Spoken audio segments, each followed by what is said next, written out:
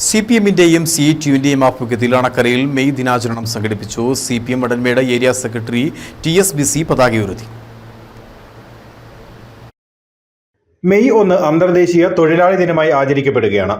ഈ ദിവസം ലോകമെമ്പാടുമുള്ള സമ്പദ്ഘടനയെ പരുവപ്പെടുത്തിയെടുക്കുന്നതിൽ വലിയ പങ്കുവഹിച്ച തൊഴിലാളികൾക്കുള്ള ആദരവ് എന്ന നിലയിലാണ് ആചരിക്കപ്പെടുന്നത്. ഇതിന്റെ ഭാഗമായാണ് അണക്കരയിൽ CITU-വിന്റെ നേതൃത്വത്തിൽ മെയ് ദിനാചരണം സംഘടിപ്പിച്ചത്. CPM Vandanmedu area secretary TSBC പതാക ഉയർത്തി.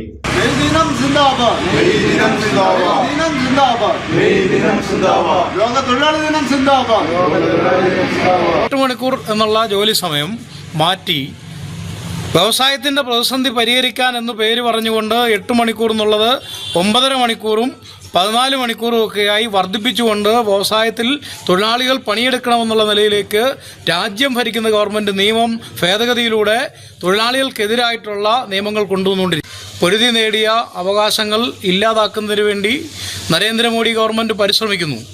രാജ്യത്തെ തൊഴിലാളി വർഗം പൊരുതി നേടിയ സമരങ്ങളെ തുടർന്ന് പൊരുതി നേടിയാണ്ട് 44 തൊഴിൽ നിയമങ്ങളുണ്ട് രാജ്യത്ത്.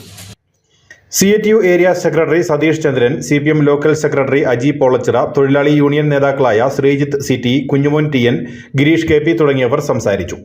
News bureau, Anakkara.